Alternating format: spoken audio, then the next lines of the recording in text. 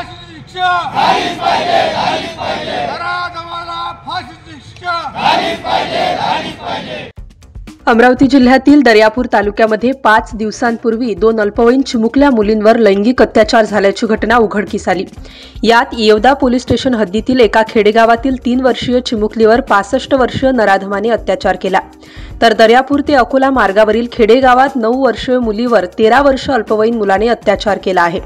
या तीव्र घटनेच्या निषेधार्थ आज सोमवार रोजी संपूर्ण दर्यापूर शहर कडकडीत बंद ठेवण्याचे आवाहन सर्व पक्षांच्या वतीने व सामाजिक संघटनेच्या वतीने करण्यात आले होते। दर्यापूर कृषी उत्पन्न बाजार समिती या ठिकाणी सर्व पक्ष व संघटनांतील पदाधिकारी यांनी काही वेळ रास्ता रोको आंदोलन केले व नंतर पायदळ मोर्चा काढत उपविभागीय अधिकारी यांना निवेदन सादर करण्यात आले। आरोपींवर कठोर शिक्षा व्हावी अशी मागणी या निवेदनातून करण्यात आली आहे।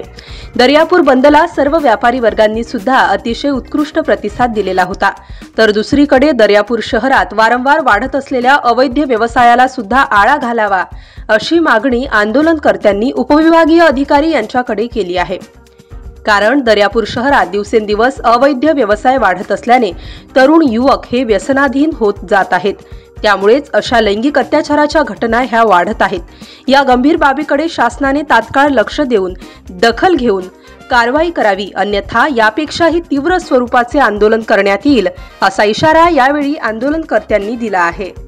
2 महिन्याच्या अगोदरच त्यांना निर्णय घ्यावा न्यायालयाने। दुसरा असं विनंती आहे, ठाणेदार साहेब आहे, तुम्ही सर्व लोक आहात, तुम्ही अधिकारी, मी एक वेळा कर्मचारी होतो, माझे असं म्हणणं आहे की जे चोरी छुपीने 2 नंबरचे धंदे चालू आहे, गांजा अफीम हे ड्रग्सचा नशा करून मुळे हे घटना घडून राहील। हे नशामुळे कसं लोक नशे करतात, नशामुळे सामान्य माणूस असा कसा करू शकतात याचा थोडासा विचार झाला पाहिजे। तुमच्याकडून एक मोठी अपेक्षा आहे कारण तुम्ही जबाबदार आहात तालुक्याची। दर्यापूर येथे वरुड आणि गोळेगाव येथे झालेल्या अमानवीय अशा घटनेच्या निषेधार्थ एक मूक मोर्चा आणि दर्यापूर शहरातील तालुक्यातील सर्व सामाजिक संघटना, सर्व पक्षाचे पदाधिकारी आज या मोर्चात सहभागी झालेले आहेत। जे नराधम आहेत त्यांनी असे कृत्य यानंतर कधीही करू नये याकरता आज हा निषेध मोर्चा निघालेला आहे। या निषेध मोर्चाला दर्यापूर शहरातील सर्व व्यापारी वर्गांनी उत्स्फूर्त असा प्रतिसाद दिला।